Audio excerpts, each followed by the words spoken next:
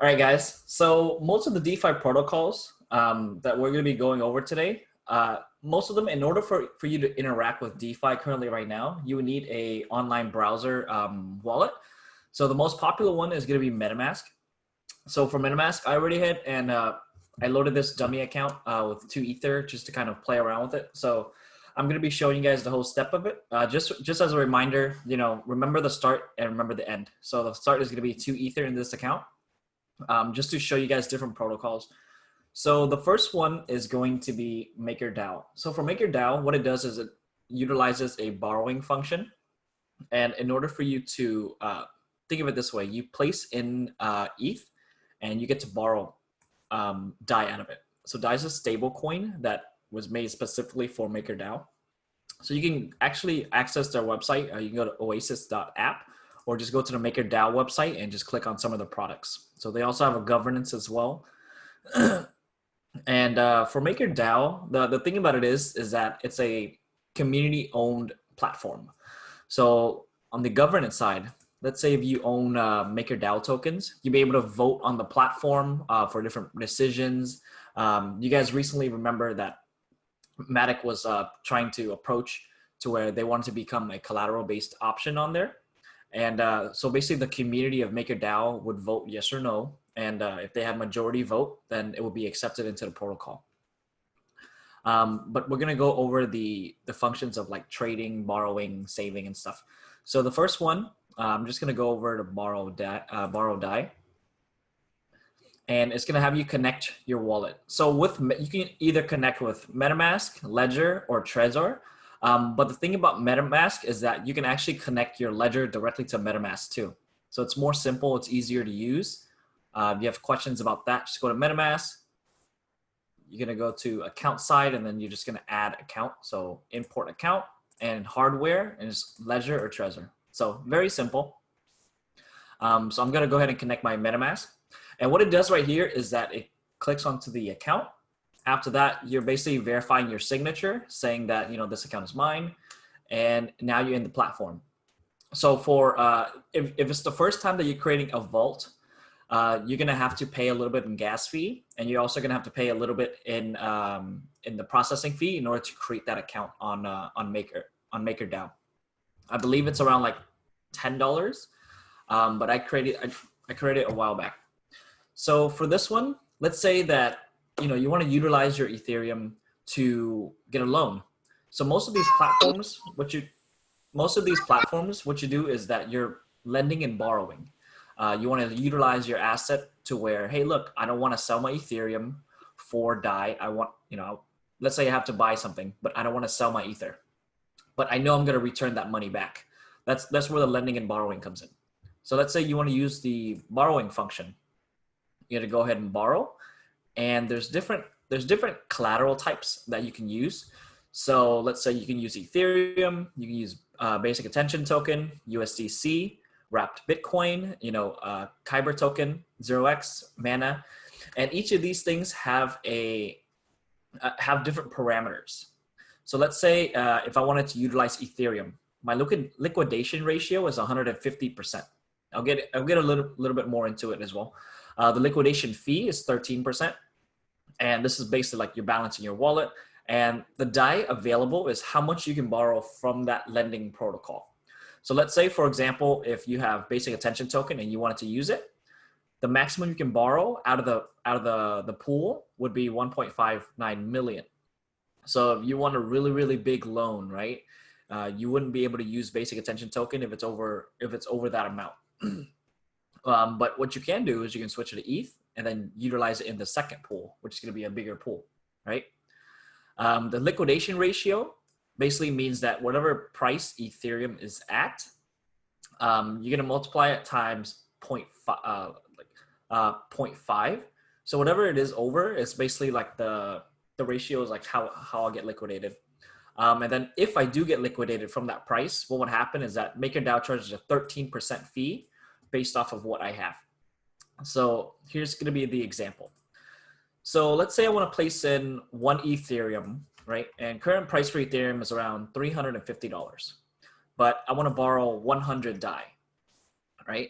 So it would show my liquidation price is at 150. So whenever Ethereum touches 150, that means that this contract would close itself. It would basically liquidate and sell itself in order to make sure that, you know, they're not over collateralized. And in that meantime, I will lose 13% because I got liquidated, but I will still get money back.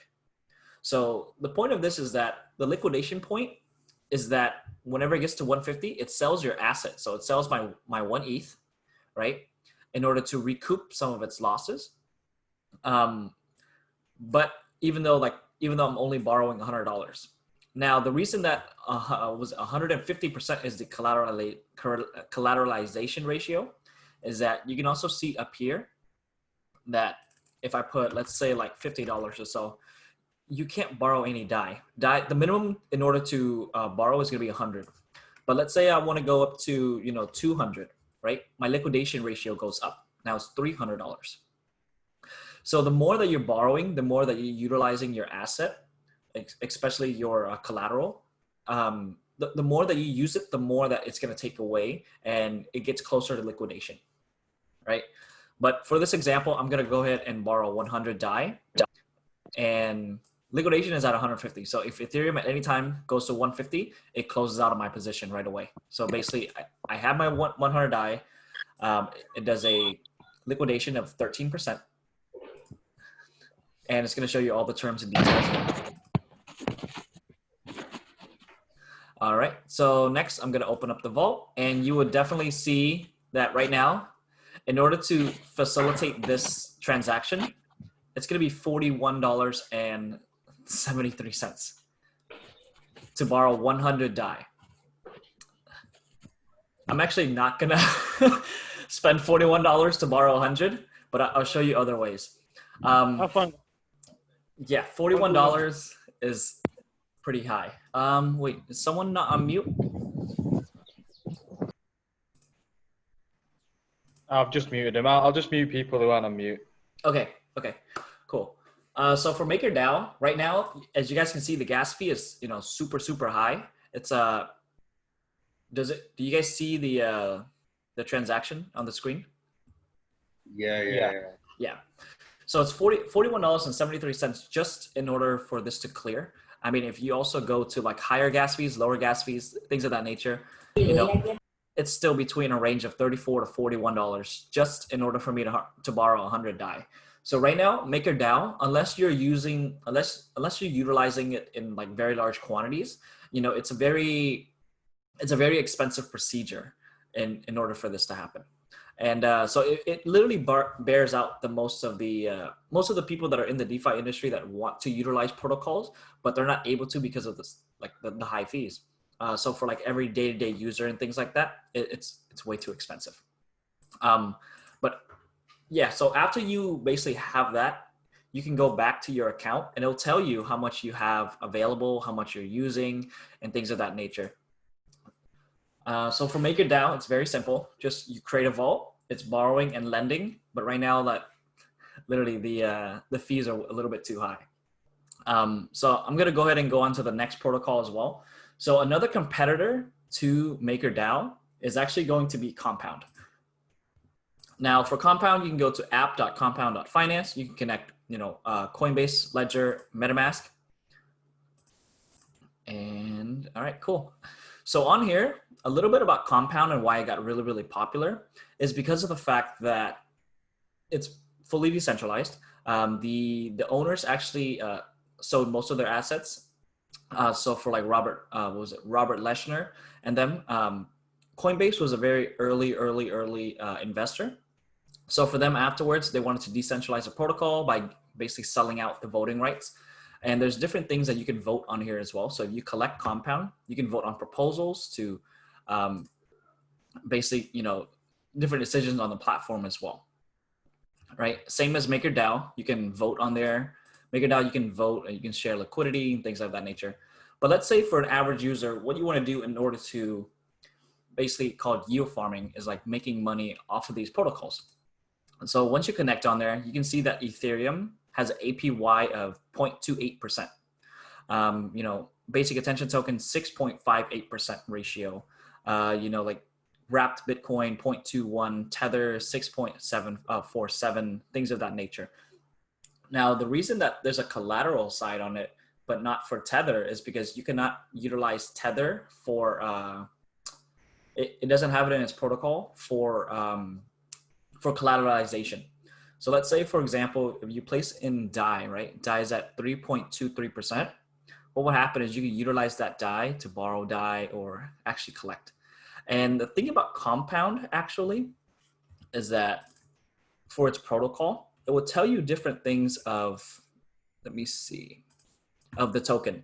So each day, users will be, users who utilize the protocol in either borrowing or supplying will get rewarded in comp tokens. So a lot of yield farmers, what they'll do is they'll look at the daily distribution because these numbers they change per day. So if you can see in the protocol right now, 1,830 comp per day are distributed into DAI protocol, into the DAI format. And you can see from both the supply side and the borrow side. So the percentage of APY is how much you would receive per year. If you, let's say if I have Ether and I place it in there for an entire year, I will get 1.33% back in Ether. So it's not back in DAI or back in anything. It's back in the initial asset.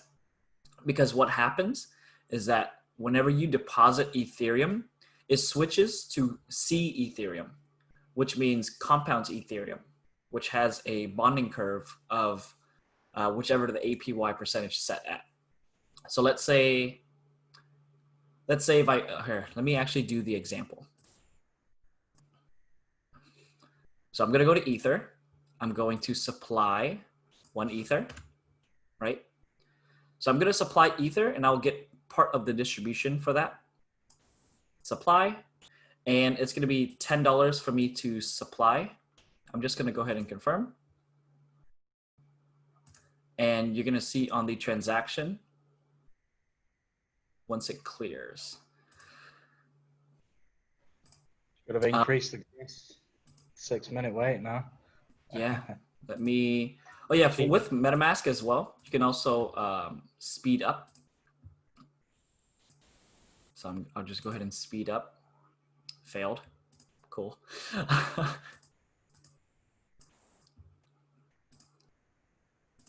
All right, so my Ether is now supplied. So what happens right now is that you can slowly see that the balance is going up. So it's 339.6 and you can see it slowly increasing. And then within the transaction as well, you can see that it says Compound Ether. So what happened is basically I transferred. Yeah, let me go to this really quickly. All right, yeah. So basically I sent Ether in, but I received Compound Ether. So it's C Ether. So what happens is that whenever you're transferring your tokens into a protocol, they usually bond it with another mechanism in order for you to have a guaranteed APY. So what happens later on, whenever I'm coming back from some C Ether, is that when I'm pulling it back out, it switches and converts back to Ether. Same for all of these other ones, like Basic Attention Token, DAI, USDC. All of them get converted into another token in order to have that guaranteed return in yield. And then after that, whenever you're withdrawing out, it switches back into your original one. So as more people go in and out of this protocol, let's say like, me and Shane place in $1,000 of, like $1,000 of DAI in at each time. But let's say another user like Vishal wants to withdraw. There's always going to be liquidity in the protocol because people are incentivized to keep it in there in order to accumulate comp. And you'll also see here later too, like my comp already is starting to accumulate.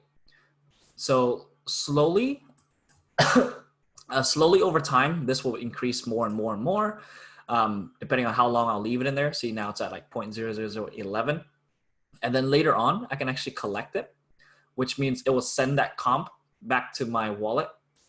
I'm not going to do that right now for $48 for nothing. But yeah, so later on, you can actually accumulate your comp and then take it out of the protocol. And then you can, use it as collateral, vote with it, all these different functions. But over time, I'm supposed to be receiving a little bit of interest in order to have it in the protocol. And also another thing that I can utilize this as well is that now I have liquidity in the protocol, and I can actually borrow other things. So let's say, for example, I wanted to borrow DAI, right? I can borrow at, let's say, $100, or I can borrow, let's say, $300, things of that nature, right?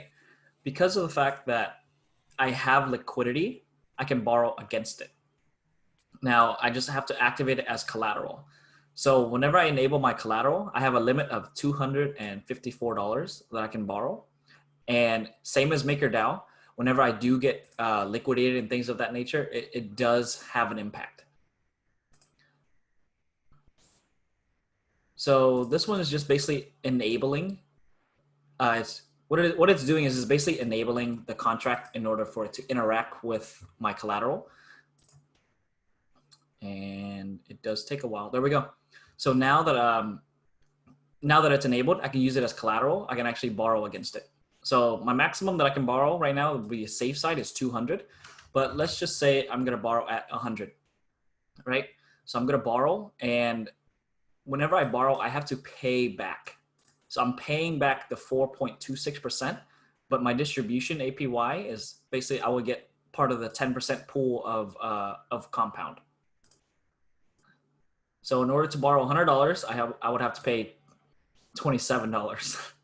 It's a little bit cheaper than MakerDAO, if you kind of noticed, but due to placing the liquidity on the pool and then activating it and then pulling it out and everything, both of the protocols are technically almost the same in terms of like gas prices.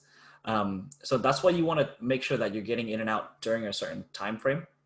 In order to check for gas fees, what I do is I go to gas station, ethergasstation.info.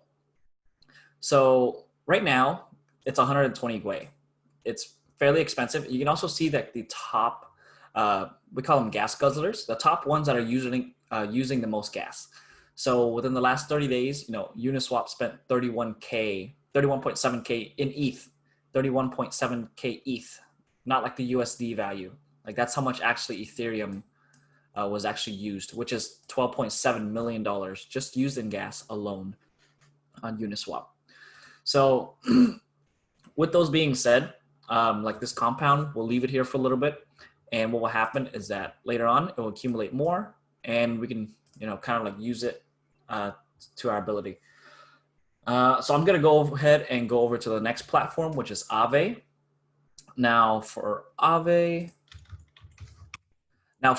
it's also a lending and borrowing protocol as well. But the thing about Aave that makes it a little bit more interesting is that it utilizes a lot more of the different pools that are available. So as you can see, the first one was MakerDAO, and MakerDAO has basic attention token, Ether, USDC, wrapped Bitcoin. The next one we went to was going to be Compound. So give me 1 second. For Compound, you can see basic attention token, DAI. It's very limited to the tokens that they have, but on Aave, there's a lot more. There's a lot more different types of pools that you can use for liquidity. So for them, they actually want to open up to have more assets being listed on there, but it's very similar. You get your deposit APY, you get your borrows rate as well. So deposit is always going to be, if you deposit money in, this would be the percentage that you would actually typically receive. If you're looking at borrowing, this is how much you're actually going to pay back. So if you can see some of these things like 46%, 38%, it's very, over time it gets profitable, but different pools. So let's say, for example, like Kyber Network, right? You place it in, you get a 38% yield. That's amazing. But what happens over time is that these yields, they change. It's adjustable. So it's not a guarantee that you'll receive that at the end of the year. Same for the borrowing function as well.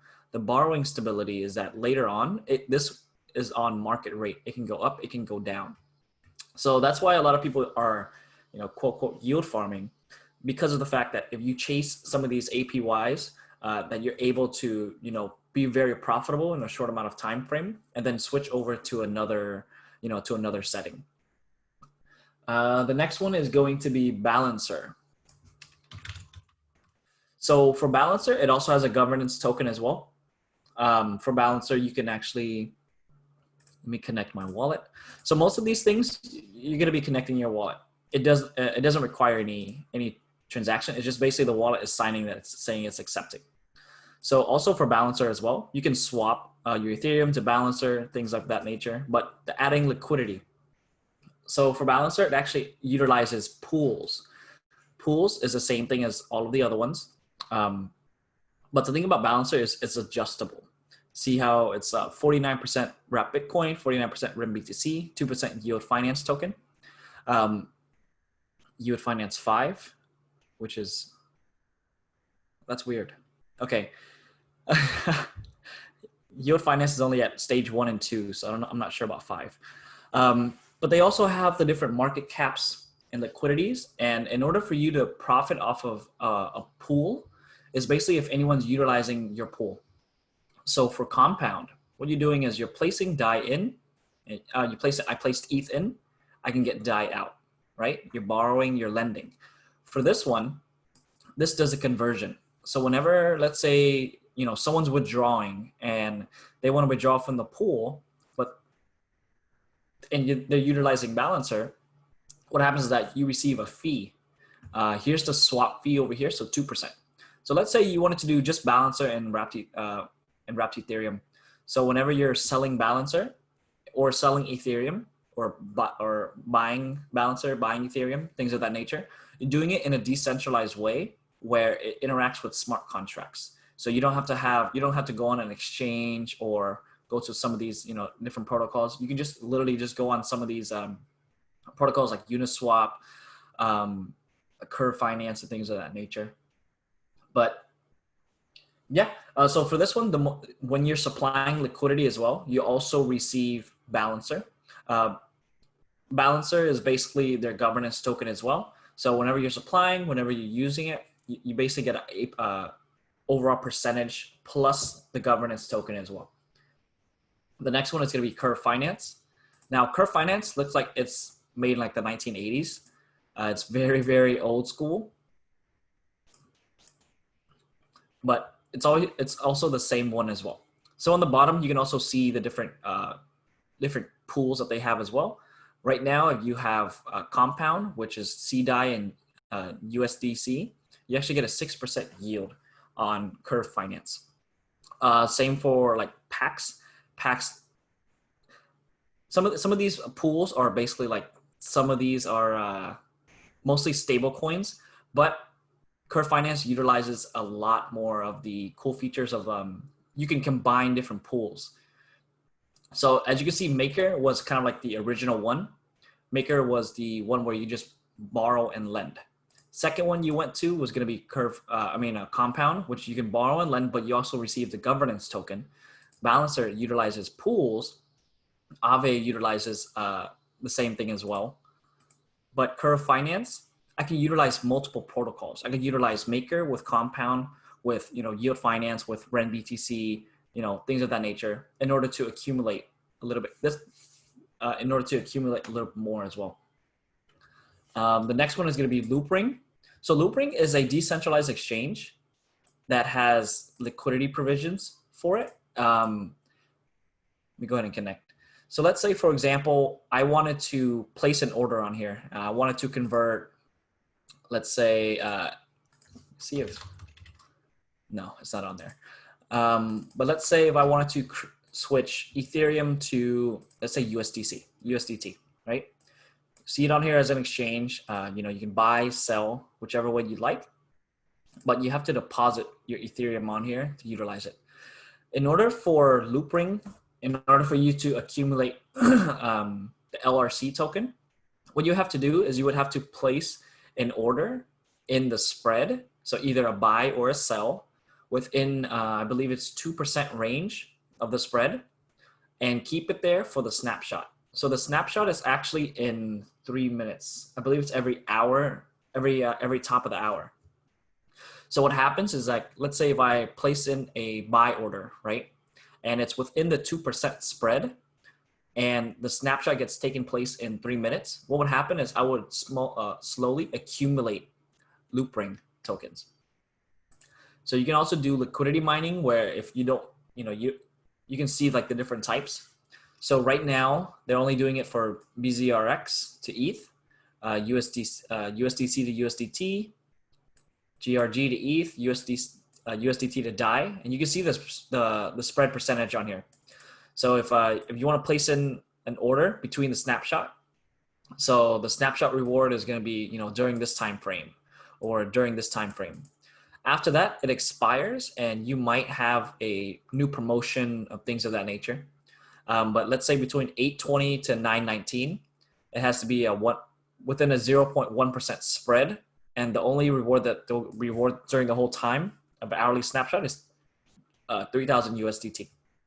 So you can also do, you can use, mining bots, which are Hummingbot and VNPY, which what they'll do is they'll trade for you and place liquidity on and off during those moments in order for you to accumulate some of that. So you can also see some of the rankings, like this is how much people have received in some of these pools so far as well. So they reward you in USDT, plus you also get to have Loopring tokens as well. All right, so I just covered the kind of like the farming protocols briefly, but I want to go ahead and get into the DEX, which is going to be the decentralized exchanges.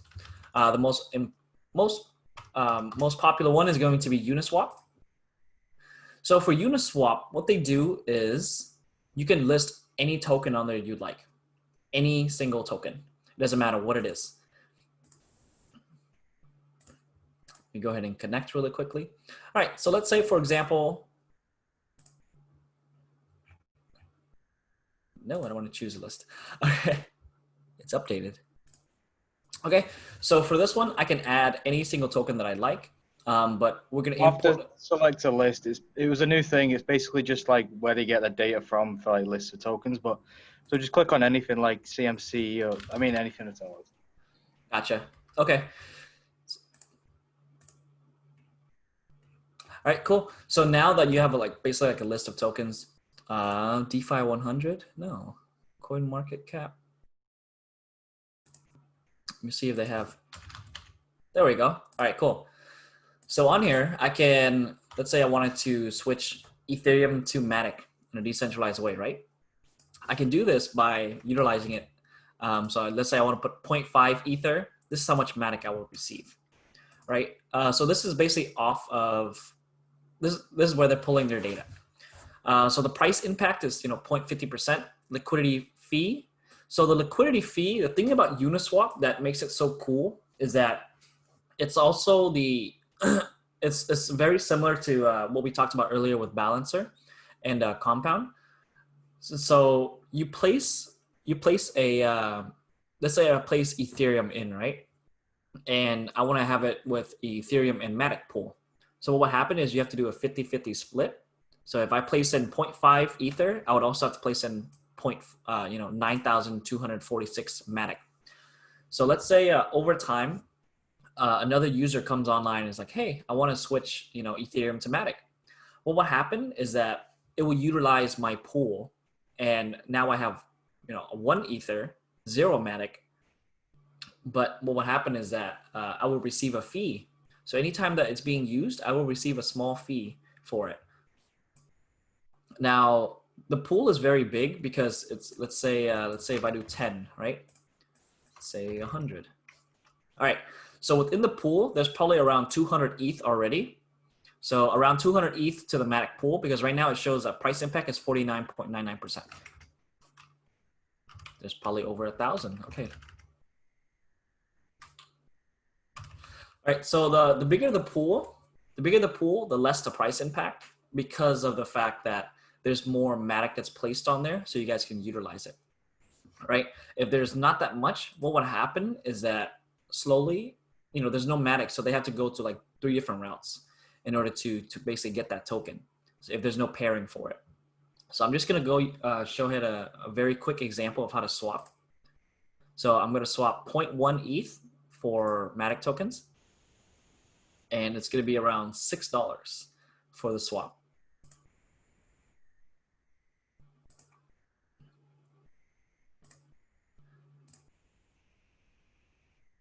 Let me check on the transaction before I speed up.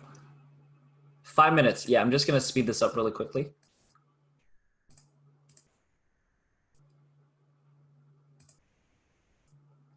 And while that's pending, I'll go ahead and show you the pool side. So this is where you actually receive money utilizing a protocol, because you can add liquidity.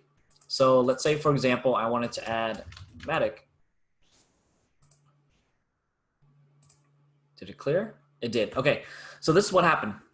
You basically switched Ether to Matic tokens, and then it receives the Matic tokens.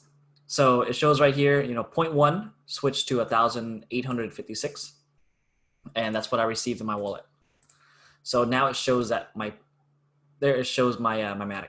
Okay, so for the supplying side, you have to have an equal 50-50% ratio. So it has to be Ethereum plus Matic in order to supply. And you can also see Matic per ETH, the prices and things of that nature. Now the share of the pool is what you're focused on. So 0.10%.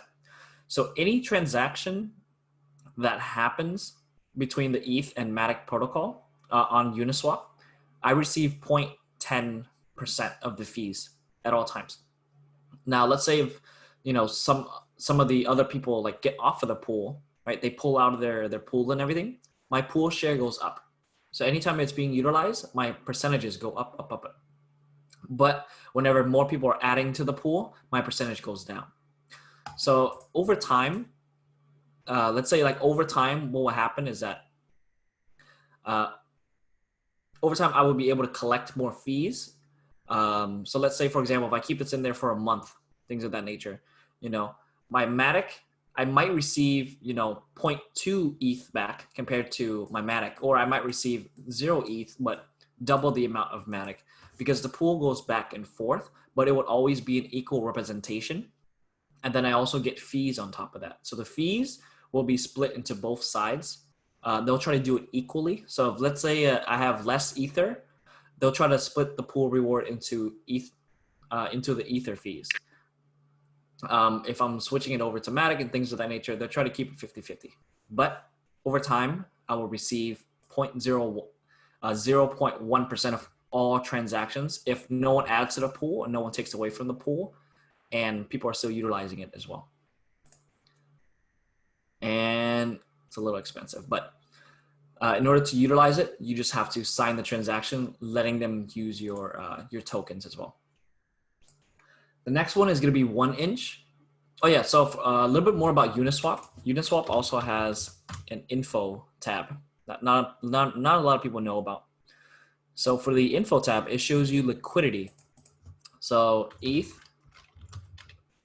let's see the ETH to Matic pairing, right? So you can search up Matic tokens and you see different liquidity pools.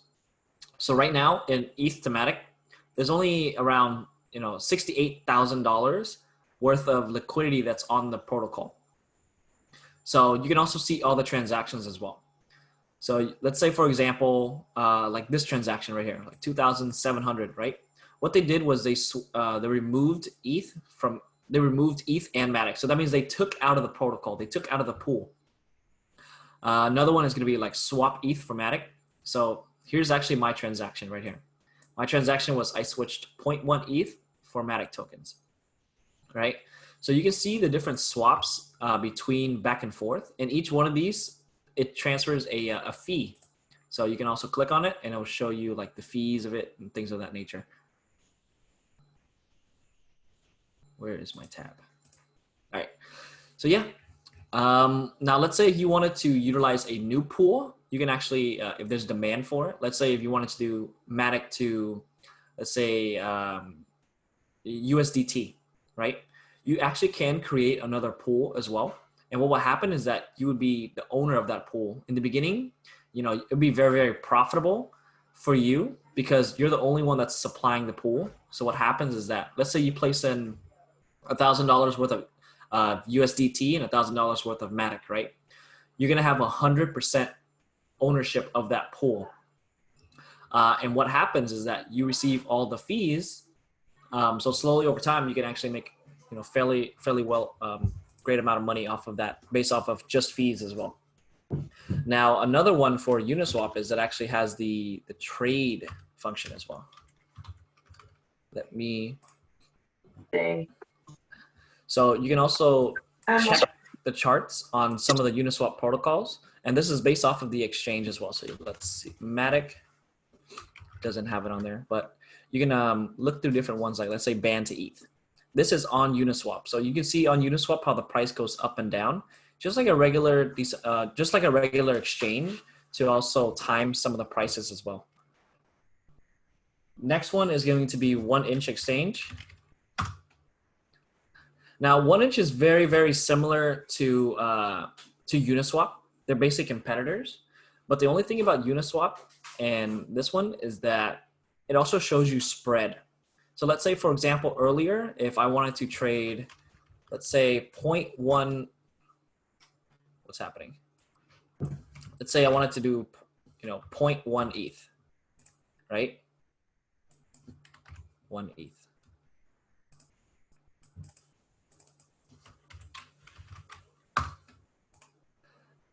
All right, so let's say if I wanted to do 1 Ethereum, this is how much Matic I will receive. You can also see down here, it says that basically with the transaction gases and stuff, I would receive the most off of here, but I mean, that's a $4 comparison. The difference would be if I use Kyber Network. Kyber Network would still charge around like a $14 transaction fee. But if you wanted more Matic, you would basically use Oneinch exchange.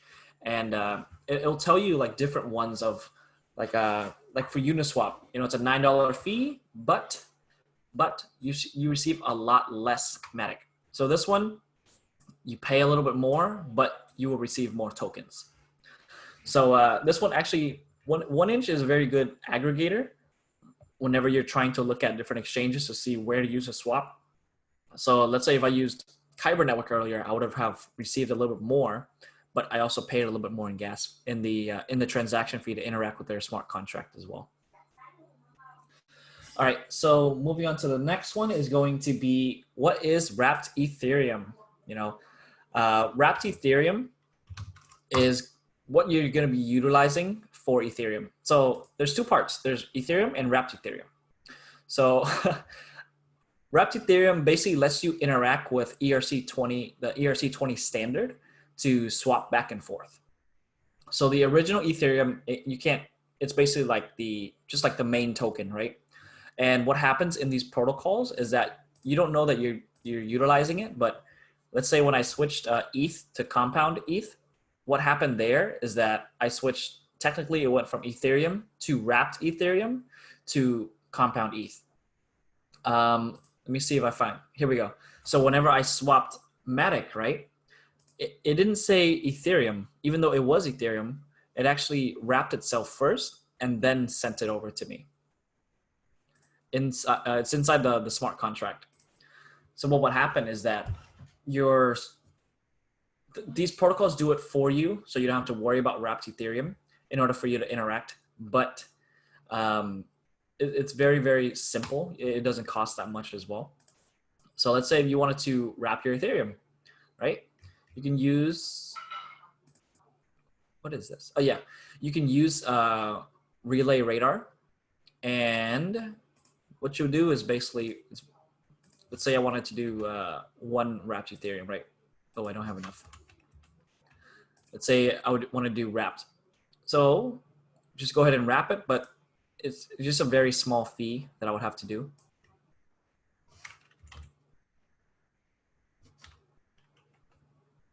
Oh, okay, there we go.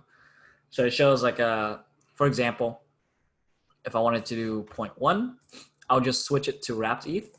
I can go ahead and trade, but there's a small fee for it. What happens with this fee technically is that on UniSwap and all these other exchanges, it wraps it for you and includes it in its price. So inside the smart contract, it'll say, if you send ETH to me, I'll switch it to wrapped ETH, and then I'll use that for collateral for whatever you want to use afterwards as well. So you don't have to worry about most of these protocols switching between ETH and wrapped ETH. The next one is going to be what is wrapped BTC. So there are two different blockchains. So how do you interact with Bitcoin on the Ethereum network? So it's actually a centralized service based out of Hong Kong. So what they do is that they receive Bitcoin and they issue wrapped Bitcoin. So you have to do KYC, verifying and everything, but they are placing Bitcoin onto the Ethereum blockchain in order for you to interact with it as well. So let's say you wanted to have Bitcoin placed on, you go on there, you go through their service, you deposit, and you'll receive wrapped Bitcoin. And then you can take that and place it onto the Ethereum blockchain, and you can kind of like do whatever you want with it, place it as collateral, but your value is still there. It's another way to secure kind of like your wealth on different blockchains, because let's say, for example, if you don't want to keep it on, you want to have Bitcoin, but you don't want to place it on, keep it on the Bitcoin network because it doesn't interact with DeFi yet. You place it onto the Ethereum network, but you still have that value of Bitcoin. The next one is going to be Synthetix. Now, Synthetix is derivatives. So think of it as like BitMEX, even as like BitMEX and things of that nature. Where is your, there it is. So they do have a few different services. You can use their exchange, you can use Curve Finance with it, you can use their different things as well for trading. There's also staking, there's different analytics as well. But we're gonna go for their main protocol.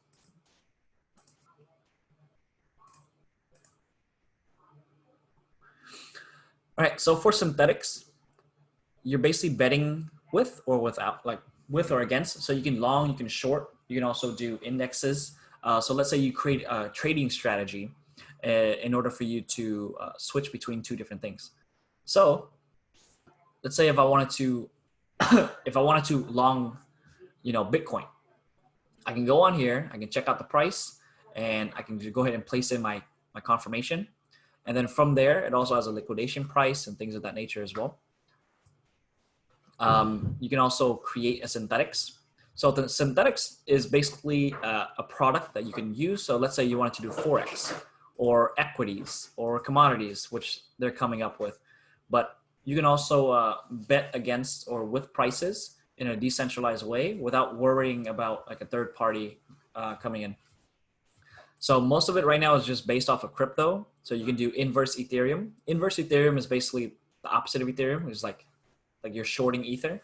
Same as inverse Ripple, you're shorting Ripple, right?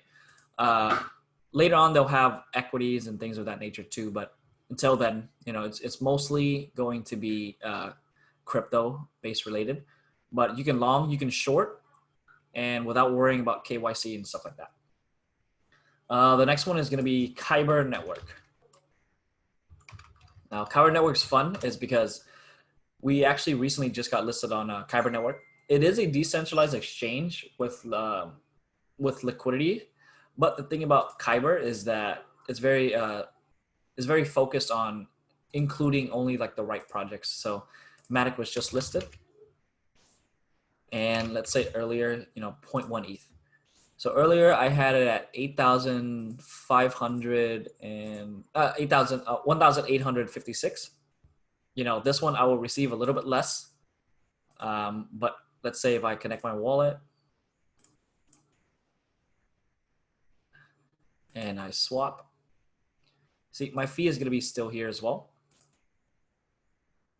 but $16. It's a little bit expensive, right? But yeah, for Kyber Network, it also has a DAO. So the more that you utilize Kyber, every time you utilize it, the people that are lending and borrowing and supplying liquidity is the ones that receive Kyber Network tokens, and then they're able to utilize it for governance and voting rights as well. So for this one, it also has limit order. So for limit order is that think about the other ones like Uniswap and like Synthetix and stuff like that. You do have limit orders, but it's really hard to find out. But for Kyber, it makes it very simple. So let's say you wanted to place an order like down here, right? You wanted to see if it's like, hey, I want to buy the dip. I'm place an order down here. You can't do that on Uniswap, but you can do it on Kyber Network. So once it comes down here, it utilizes, it hits, it buys the order for you. And, with Uniswap, you would have to wait for that timing period. When is it going up? When is it going down? So that's a cool feature with Kyber, is that it's like a regular exchange. Now the next one is going to be set protocol. All right, so for set protocol, another decentralized way to do this is that you're managing your trades with copies. So let's say, for example, let's say you're like, hey, I'm not a very good trader. I don't understand trading, but I still want to somehow earn money, right? So let's say, for example, like this guy, his name is Chainlink God, whatever. He utilizes 91% for Link, 9% of the time for DAI, for CDAI. So what happens is that he does the trading and you can copy him so that he'll basically have more liquidity to trade for you. And you can see his profit, his daily profit and things of that nature. So like in the past day, he gained 5%, past month, he's made 28%, but last week he didn't make that much. He actually lost 24%, but since inception, like things of that nature. So these people are basically trading for you because it goes into a set. So whenever you're supplying liquidity for these traders, it can be very profitable, but at the same time, it can, you can also lose money as well. As you can see here, 24% down. So basically you're giving them access to liquidity without them being able to pull out or kind of like steal your liquidity, so to say. But it also has its drawbacks because you might lose money in here. The next one is going to be insurance. So insurance on the DeFi space is kind of interesting. Because of the fact that, let's say, for example, all of these protocols, you don't know if something's going to happen to them, right? If you're like, hey, I want to interact with this brand new protocol, but I don't know if I want to have it to where, if something happens to my liquidity, I want to make sure my money is safe. So let's say, for example, I'm going to find like, here's Aave. So let's say, for example, I wanted to use Aave. I placed my liquidity on there. I placed everything on there, and I went all out. I placed in 100 ETH. Okay, let's see, 90. I placed in 92 ETH, right? And I was like, hey, I'm really scared. I want to make sure that it's safe. I want to get covered for 30 days. So what would happen is that I will get a quote to maintain my ETH, to cover my ETH. Oh, actually, I used Compound earlier. Compound. Let's say I did 1 ETH on there. I wanted to do it for 60 days, right? Okay, you have to become a member, but after that, it'll tell you like, this is how much you'll pay. So in order to cover myself for 1 ETH for 60 days, I pay this much in transaction fee, just if anything happens. So let's say, for example, Compound got hacked, right? And I had my ETH on there and my ETH was taken.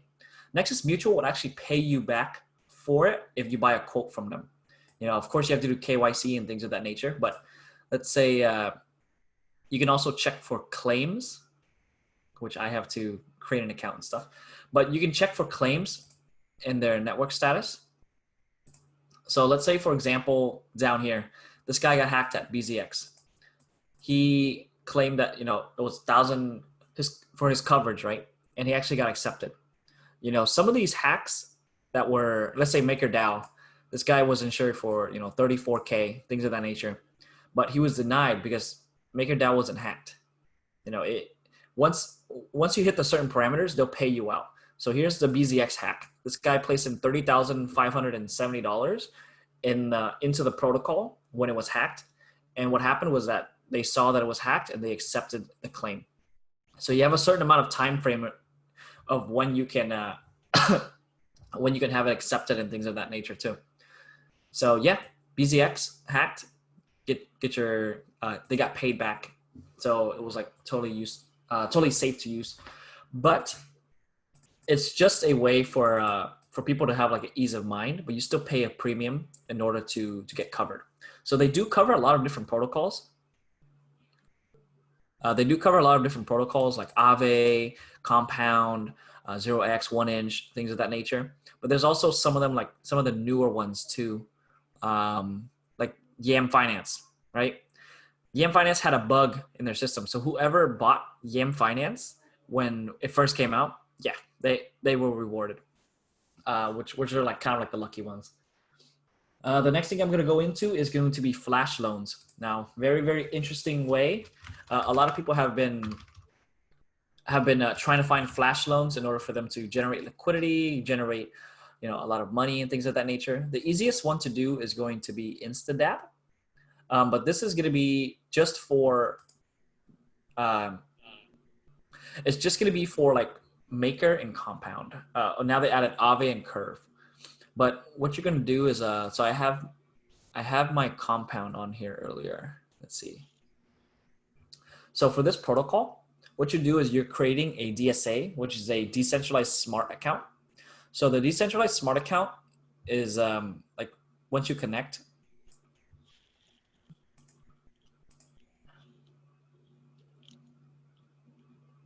so the decentralized smart account, what they'll do is that it'll take your current positions of Compound, ETH, things of that nature, and it'll place it onto a separate service as well. So for here, I already have my my Compound earlier when I supplied ETH to DAI. But let's say, for example, I wanted to maximize my leverage, swap debts, use collateral swaps, or if I wanted to maximize my comp mining. So with these things, there's always different functions that you can use with it. But at the same time, you also remember that the liquidation price, if you do get liquidated, there's a 13% on Compound, 13% on MakerDAO. So don't spread yourself too much. Don't spread yourself too thin. But the easiest way to do a flash loan to switch from, let's say, Ether to this one to this one to that one, in order to maximize your farming is down here, is maximize comp farm. So if I wanted to hedge a collateral of ETH, debt of DAI, and let's say I place on $100 of that, shows you different liquidation prices. This position will get liquidated right away. Just for you to maximize your farming. Now that's one part of flash loans. The second one is called FuruCombo. Now this one's very, very popular as well. FuruCombo is, think of it as like building blocks to where you can start using, you can utilize flash loans without learning how to code. So let's say, for example, I wanted to go onto Aave and let's see, I want to borrow. Yeah, let's do 100 DAI, right? And good. Thanks. Hey, there's some background noise. Cool. Thank you. All right, so I wanted to switch, let's say DAI to, okay. Say I want to switch it to band, right? I want to switch $100. So what will happen is that you can basically drag and drop and see where you can create your combos, right? And this will not actually execute because of the fact that if I do execute this, it's not going to be profitable because you're borrowing $100. So for a flash loan, you borrow and you have to repay within the same transaction. So you're basically coding and you're creating your combo for your transaction. So you also remember, the more that you're utilizing the protocol, the more that you're interacting with more different protocols, the more expensive it's going to be. So let's say I did band back to DAI. and 37411. 1 second. So I'm switching from band back to DAI. And what happens is that if you can see that it switched the price up. So what happened is that basically I went from 100 DAI to 11.37 band, and then I went from band back to DAI, but then that does still, this amount does not cover the amount of my loan. My loan is still 100.09. So for flash loans, if you're able to utilize and find a way to capitalize on some of these quick moments, then you're able to actually generate money. Right? So let's say if I used wNXM and I switched wNXM from DAI to band. Let's see, from DAI to band is going to be 100 DAI. And cool. So you can see that on here, Kyber, I actually receive less from here. So let's say if I switched band back to DAI.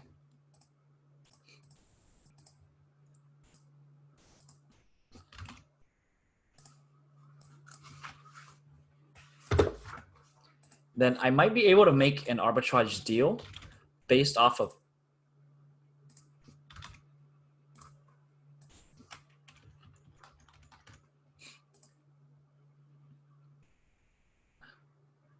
all right, cool. So basically this one was a lot cheaper. So if you can see on from band on the first one, it's the same amount of band, but I get a little bit more DAI on here, right? It's still not enough to where it's profitable, but it still closes the gap just a little bit to where if you find like very large amounts or things of that nature, you can actually find a way to use multiple exchanges in order to generate a profit. So FuruCombo is just going to be a great way to find flash loans without actually utilizing or learning how to actually code it in the back scene. Another one of the DeFi space is going to be NFTs. Now, this is where everyone loves, because NFTs is kind of like a new niche that's coming up. So the first that I went over was basically like farming, which is like lending and borrowing protocols. The second one was going to be the decentralized exchanges and derivatives. Next one was insurance, that's still building on the platform, and then flash loans. And then now we're getting into the NFT space. NFT space are going to be mostly for the gaming aspect. NFTs are non-fungible tokens, which means that you can take it from game to game, but they're supposed to be unique. So let's say, for example, if I wanted to find, let's see, Axie. So Axie Infinity is like a game. So what happens is that you can find different characters on the blockchain. You can actually buy them. You can bid for them, things of that nature. And then you can also categorize them into like different ports as well. So another thing about the NFT marketplace is that they're all on the blockchain, same as like CryptoKitties. There we go, CryptoKitties, right? They're all on the blockchain, but they're all unique and they're all different. So let's say, for example, you can actually find multiple multiple characters that are the same, but they're not like 100% completely the same. I mean, they're all kitties, but they're all different characters. And so what happens is that there's different bids. You can bid on them, the price of them, and buy them, use them, depending on how they have it into like the different protocols. So for a game that I like to play is Axie Infinity. So for Axie Infinity, you get to battle your NFTs together. So I'm going to go ahead and go over to the marketplace really quickly. So with your Axie, you can buy, you can sell, you can also battle them as well.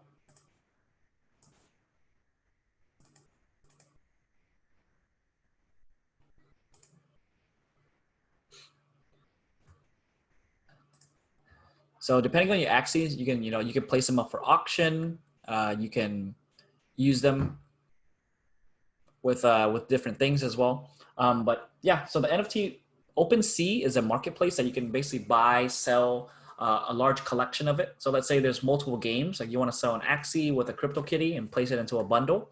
You can place it onto OpenSea. Another thing is going to be Nftfi, which is basically NFT DeFi. You can actually use your CryptoKitties or your NFTs and use them as collateral. So let's say I wanted to lend one of my CryptoKitties, right? People actually bid and say, hey, look, this is how much your CryptoKitty is worth. We'll let you borrow it, and they'll utilize it in their game. They can play with it. They can look at it and things of that nature. And then they give it right back. But during that time, you actually receive a small portion because they're utilizing your NFT. So yeah, there's NFT finance for it. If you want to do like the collateral for your loans, have different offers as well. So for CryptoKitties, like this one, you know, you can basically use this. And yeah, so you can borrow their NFTs. There's also NFT sharding, which is, let's say you own this CryptoKitty, right? And you want to split it into 4 parts. You want to split it into 4 parts.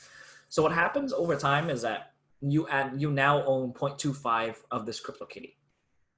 This is where art comes into play, because let's say, for example, you want to own the Mona Lisa, but you can't own the full Mona Lisa.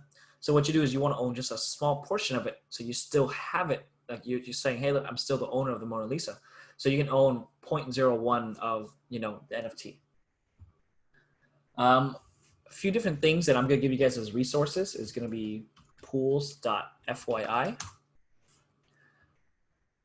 So pools.fyi is basically showing you the different pools of liquidity on decentralized protocols.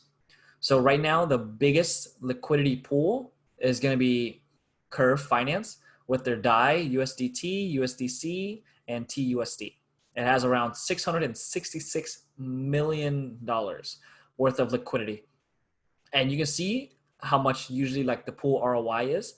So let's say, for example, if you wanted to place liquidity onto, you know, Curve Finance and use their SUSD, right? It's stable, but it's not incentivized, right? But the pool is fairly large. If you place your money into the pool, you'll usually receive 0.56% within the last 30 days. So you can also arbitrage and see which pools that you can you know, try to utilize. So like this one, for example, within the past 30 days, you would have received, you know, around 5% gain with the Matic to ETH pool, right? Another one is going to be DeFi rates. So for DeFi rates, you can also see lending and borrowing across a few different protocols. So let's say, for example, if you're like, hey, I have ETH, but I want to make sure that I fully maximize my money, right? If I place it on Compound, I get 0.28%. If I place it on Aave, I would have gotten 0.5%, which is double. But if I place it into like Fulcrum, I would have gotten like 10% return for it. You know, once again, make sure that you check all these things, because like, let's say this one's like what? Coinbase, crypto.com. You know, so it's trying to find a way for you to find different rates between some of the protocols, but always make sure that you research them. For example, like basic attention token on Compound is 6.58%, right? But on Aave, it's 0.62%. So it's not, it's more, you want to utilize it on certain protocols in order to maximize on it. For example, Aave, you have Kyber Network token at 38%. You also have Synthetix at 54%, you know, SUSD 48%, things of that nature. All right. So these are just the lending rates. You can also see borrowing rates. So whenever you're borrowing, you're like, hey, I don't want to pay way too much to borrow, right? You can go on here. You can see Aave has a fairly good deal for borrowing. So like you're only paying, hey, look, I'm only paying 2% if I borrow back on Aave. But here's where things get fun. Because let's say if I borrow 2% on Aave, but I lend on Compound, that 2%, you make 6% off. You make a 4% gain off of farming just by utilizing rates. So if you utilize multiple protocols, you know, that's how you find your arbitrage deals. For example, like, let's see. I'm going to look for another one. USDT, 6%. I'm going to go to borrow. USDT 2%. So I can technically borrow USDT on Aave, supply it on Compound, and receive Aave's Aave rewards plus Compound rewards. All right. So DeFi rates is a pretty cool one. DeFi Pulse. It's going to be another one as well. So for DeFi Pulse, it's basically the general market in whole. You can see all the liquidity on different protocols like Aave, UniSwap, Maker. And you can also find some different things as well. Like if you want to look at just lending platforms, you can see that, some of these are up and coming, some of these are not, but these are the main ones. But once again, make sure that you do your research. Decentralized exchanges, Uniswap's going to dominate it mostly. Derivatives, if you want to do payments, assets. So Lightning Network, it is decentralized finance for Bitcoin, but it's not utilized as much. So you can also check different statistics on here. Like if I go to Aave, you can see like some of the most recent transactions, their histories, things of that nature. But I'll go ahead and link all of these websites to you guys so you guys can have it. But yeah, that basically covers most of the DeFi course. I want to go ahead and remind you guys of kind of like what we went through. So in the beginning, we went to MakerDAO. You guys saw how I was about to pay like $44 just to utilize the protocol in order to borrow $100, which is not profitable at all, because that's basically like half of my money is being used in just fees. Even though I went on Compound and supplied some of the things, it's still over time. I mean, I'll receive a little bit more off of it, but at the same time, it's like you're paying so much in fees that if you're a day-to-day user, it is not profitable. You're not going to make any money on it because you're going to get eaten up by gas fees. So even for like the decentralized exchanges, when I went on Uniswap and switched Ether to Matic, right? 0.1 Ether is around like $30. I paid $6 in transaction fee for it, which is not great. So that's why like for Matic, DeFi on Matic is going to be super strong because of the fact that there's so much of these protocols that you can build and you can take onto Matic. So let's say, for example, Compound, right?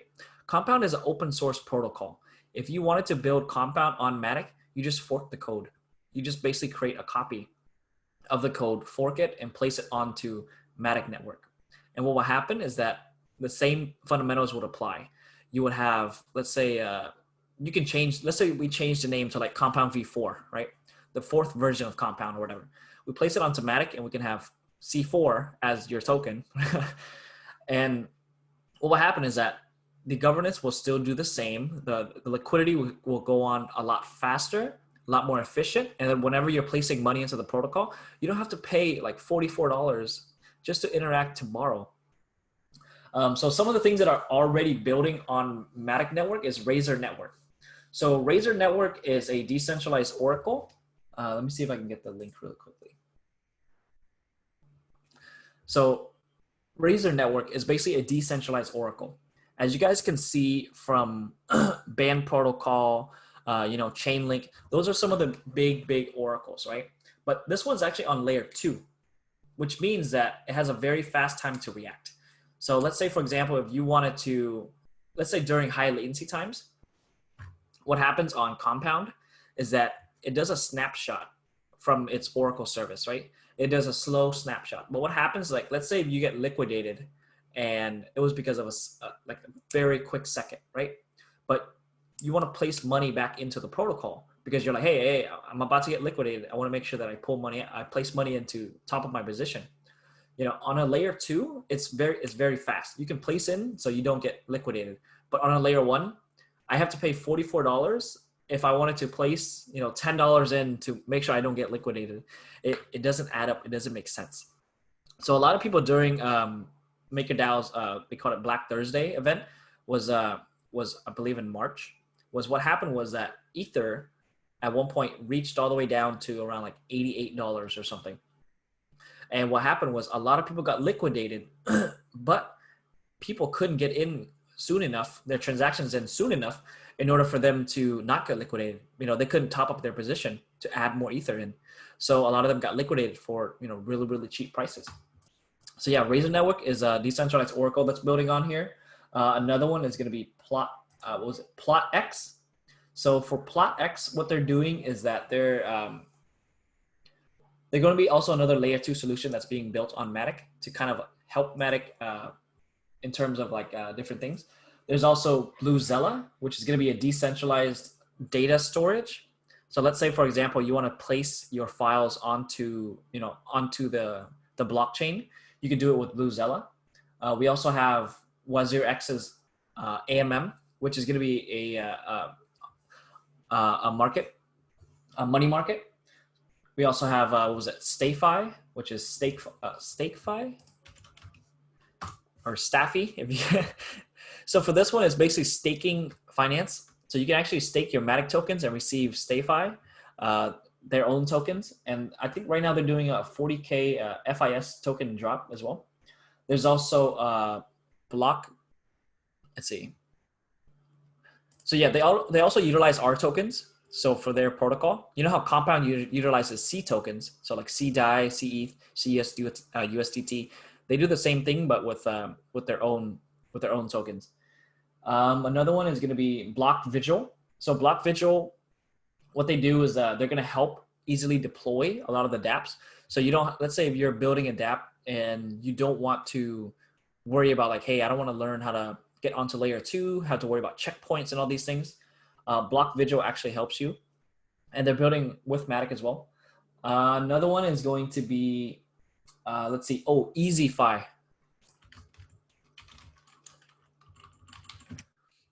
All right, so for EasyFi, they're building on Matic, by the way. So it's a layer 2 lending protocol for assets, and they also have one where they under collateralized loans with a credit function.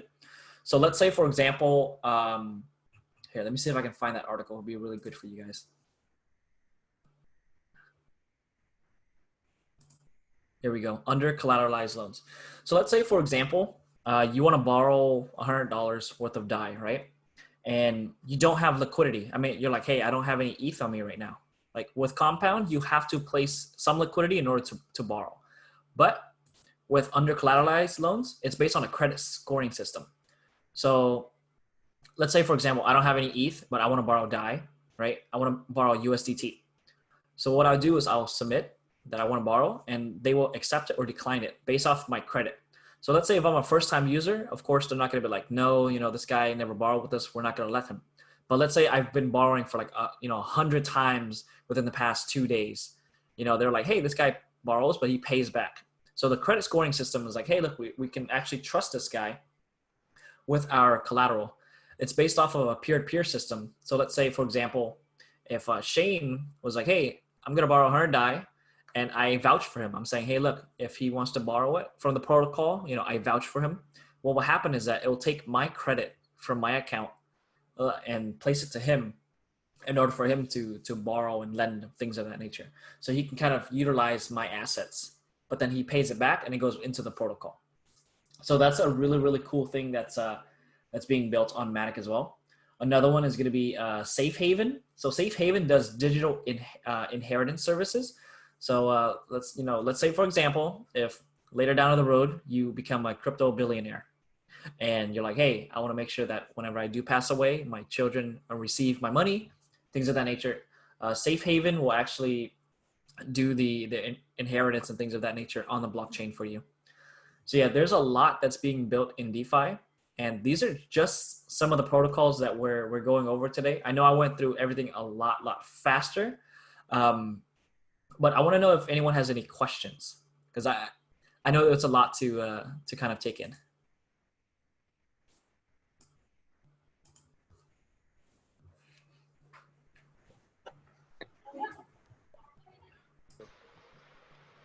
Hello, can you hear me? Yeah, I can hear you. Hello.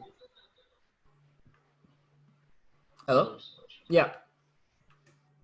Hello, can you hear me? Yeah, I can hear you, Vishal. How are you? Fine. Good. Okay. So the question is only one. when are you uploading this video? I'm thinking that I should see this video at least 15 or 20 times. You have covered everything, man. But a great way, great Thank work. you, thank you. Your research might be of the months, and you have concluded within 1.5 hours. It's not there right Yeah. now. Yeah, so for most of this, I went into a very basic stance with it. I mean, with all these protocols, there's so much more that we can learn with them because there's a lot that's being built on it.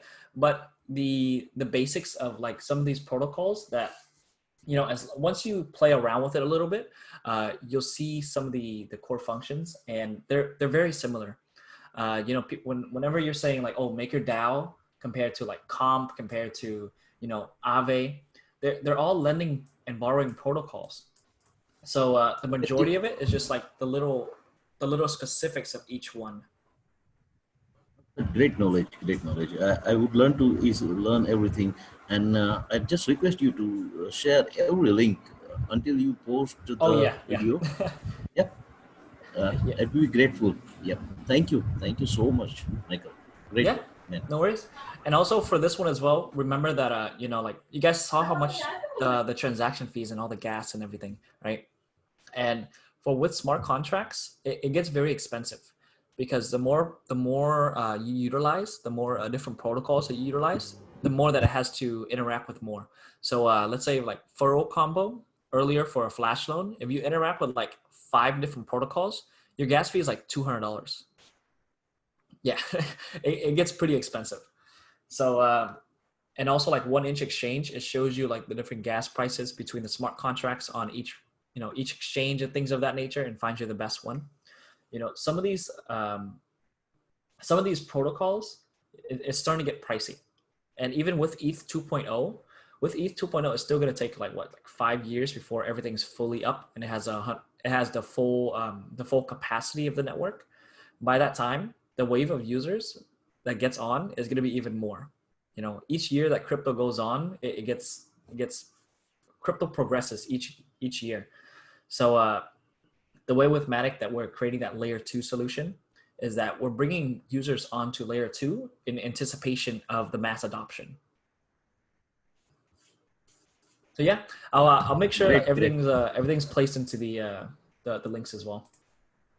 Thank you, man. Thank you so much. It's time to die over time. So I have one question. Yeah. Yeah. Okay. So you talked about you did one transaction on the Compound. So I mean, what it did is convert your Ethereum to C Ethereum. So I mean, what exactly are these C tokens? So yeah. So for Compound, so the C tokens, what they are is they're basically they have a here. Let me see if I can pull it up for you.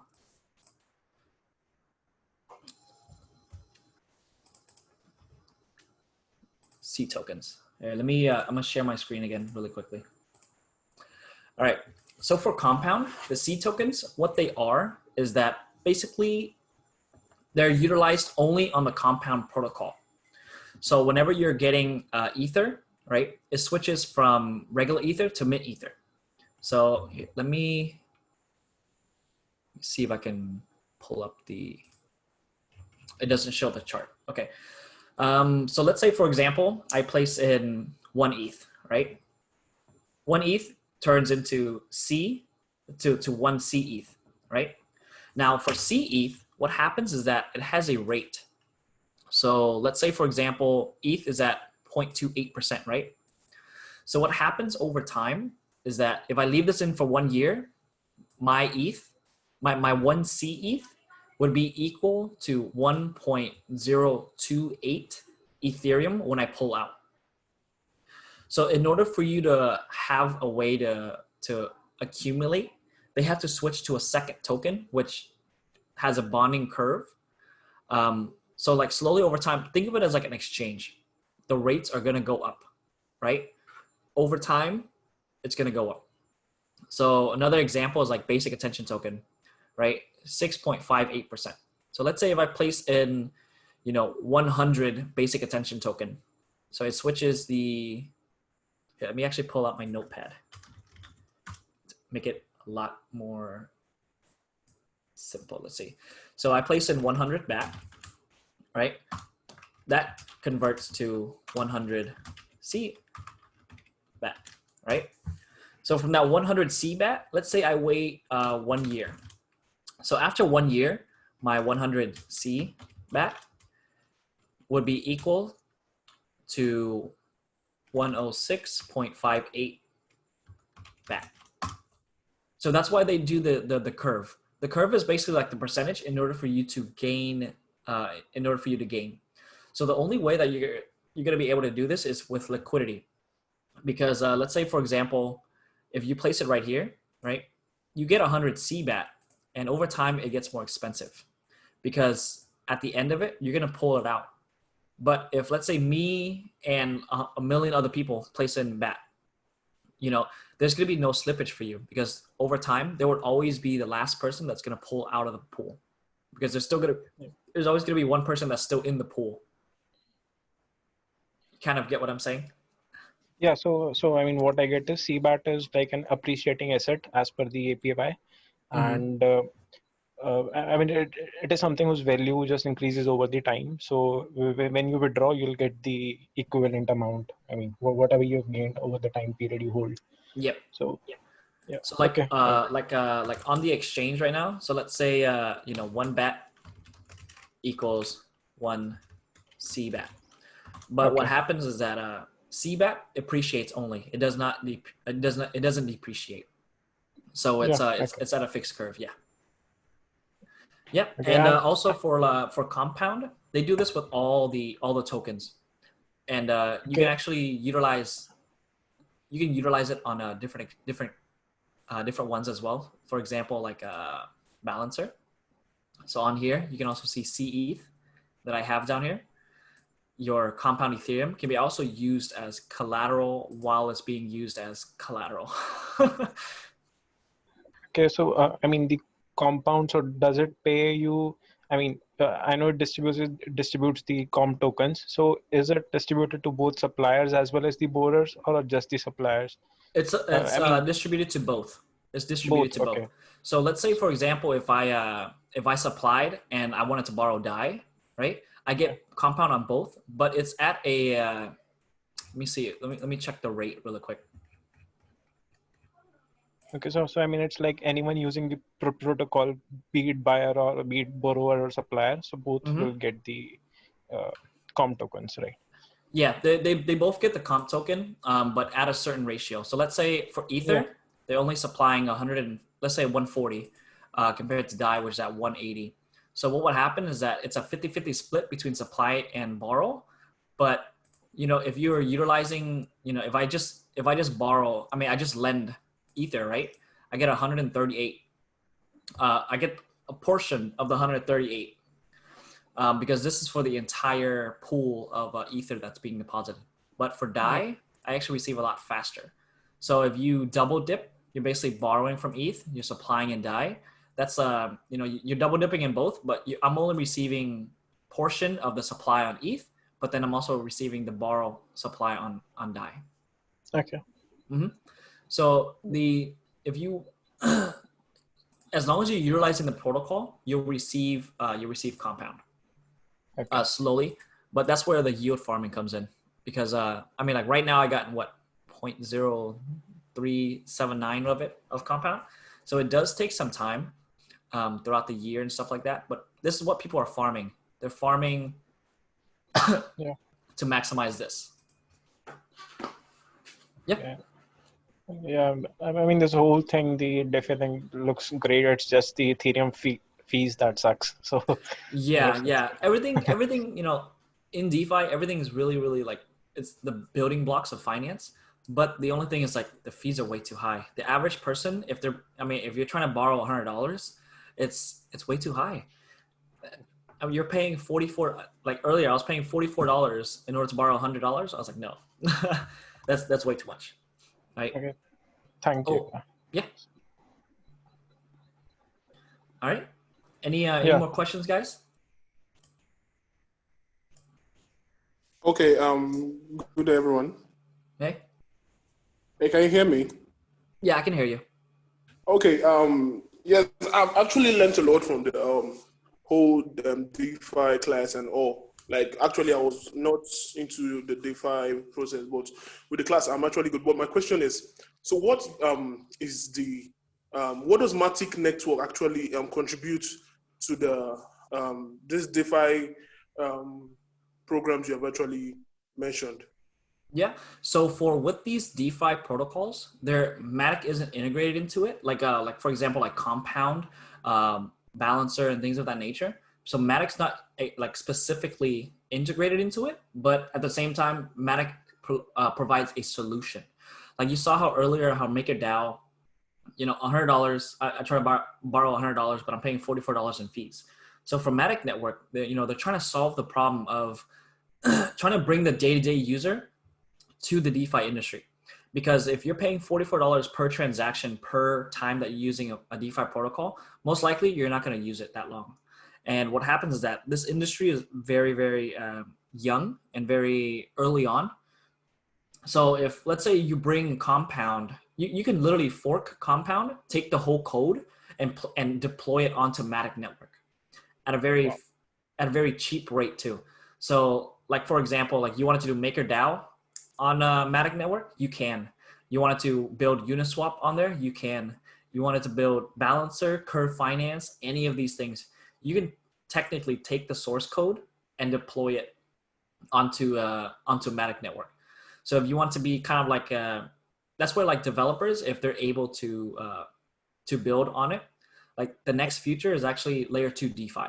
That's the next trend that's going on. Wow. Okay, thank you very much. Yeah. Thank you. All right. You guys have any more questions? I know it was a long class. I was trying to aim for only an hour, but we went over a little bit. Yeah, I think it was very informative. So yeah, amazing session, Michael. It was like a full overview. Oh, sorry, Aaron. Go ahead, man. Yeah, no, go ahead, Shiv. Yeah, sorry to interrupt you, man. Just to add about Matic and DeFi. So, like Michael said, at the moment, the biggest problem in DeFi is the fees.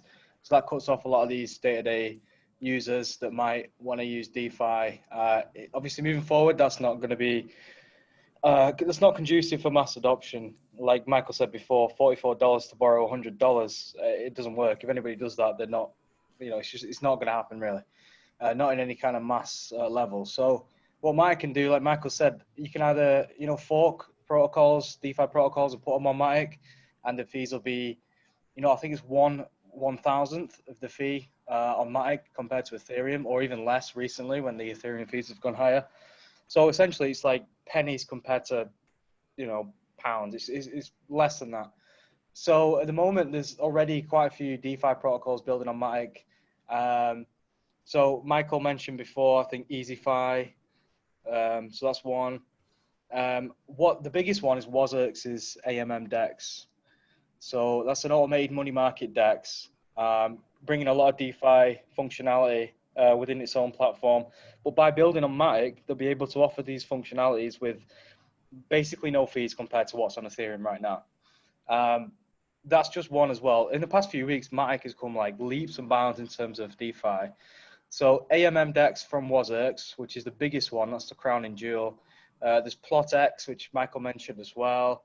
That is a DeFi prediction market protocol. There's also EasyFi that Michael also mentioned.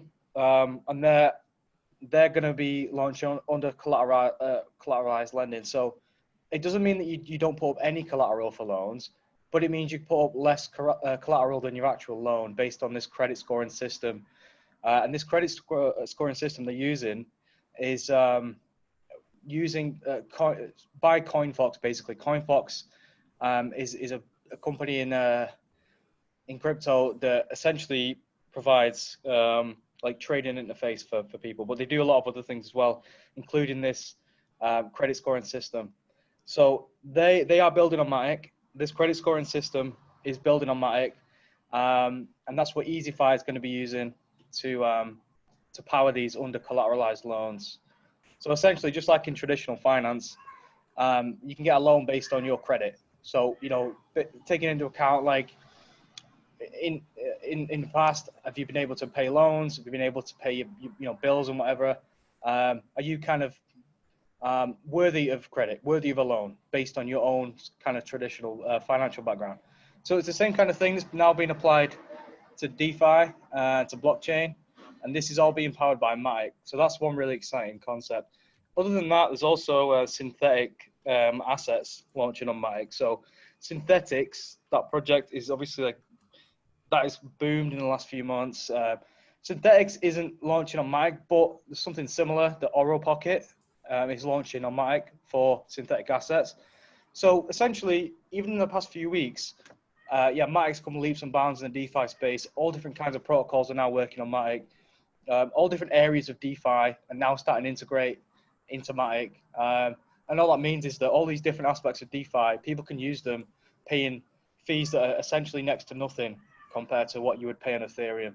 So Matic is making big moves in DeFi. You might have heard of Build and Earn as well, which is a developer incentive program that Matic has launched in the past month or two. And what they're doing is essentially they've got a monthly funding pool for dApps that register for Build and Earn. And these dApps are eligible based on like community voting and other factors as well for funding to build their dApps out. And a lot of these Build and Earn dApps that are registered, a lot of them are DeFi as well. So talking about UniSwap before, for example, there's multiple UniSwap style DeFi solutions that are part of the Build and Earn program that are building on Matic. So it's only just started. Past few weeks, I'd say Matic's really got a foothold in DeFi, but it's come on so insanely strong, even in like 3 weeks. So all these guys are now building on Matic, launching DeFi solutions on Matic. So it's really exciting to see what's going to happen in the next couple of months when some of these start to mature. And, you know, if you've got like, let's say MakerDAO, for example, you know, okay, it's got a foothold in the industry. It's well established. People know it. Fair point. But when you're trying to, the average day-to-day person is trying to secure a loan using MakerDAO, and these fees are insane. And you have also a solution that's comparable, it's building on Matic. It might be newer, it might be fresher, but when you can actually afford to pay the fees, which are next to nothing, to secure this loan, compared to something like MakerDAO that's just on Ethereum, where you can't even afford to actually place the loan in the first place, this is where adoption is going to start to roll for dApps and DeFi solutions building on Matic. So I think DeFi and Matic is something to watch out for. I'm sure the guys, the team will keep us updated. But yeah, in the past few weeks, it's really come on leaps and bounds. So, and we only just started. So yeah, it's dead exciting.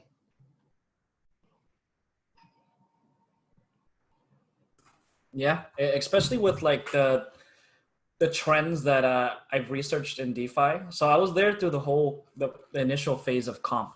You know, that's when DeFi actually kicked off, was with Compound.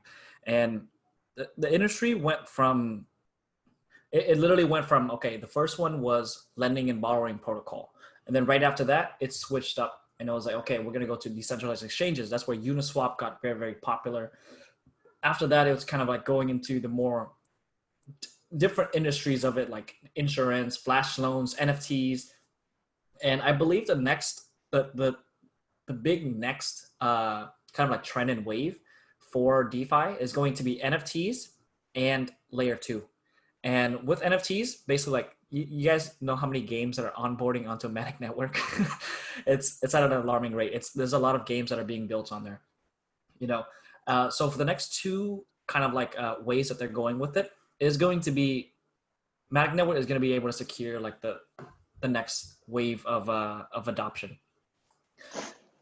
So yeah, there's a lot that's going on in DeFi, and it's a lot to kind of like take in. So with like, I hope you guys learned a lot from these different protocols today. I know I didn't like take a very, very deep dive into a lot of them, but if you guys can remember, like most of them are very similar. It just has its like quirks, like the little tweaks here and there for the different protocols, but they're all interoperability with one another. Like they're all interoperable with one another. And with a layer 2 solution, whenever they're on Matic Network, you can still utilize Compound, and you can still utilize like the layer 1 solutions with a layer 2 solution. So let's say, for example, if Compound forks and goes on to Matic Network, right? What can happen is that you can still utilize the liquidity of a layer 1 liquidity pool on a layer 2. So you can basically take it from the first one and place it onto the second one. So your protocol after your fork can literally already be funded with liquidity. But yeah, I hope you guys learned a lot. If anything, if you guys have any questions, you guys can also message me on Telegram. We'll have this video, we'll edit the video a little bit and place it online so everyone else who missed it and stuff can also see it. But this is only for the Mitras, by the way. So, you know, this is something that is a perk for you guys to, you know, stay incentivized by staying in the group and, you know, staying committed. And yeah, I hope you guys learned a lot.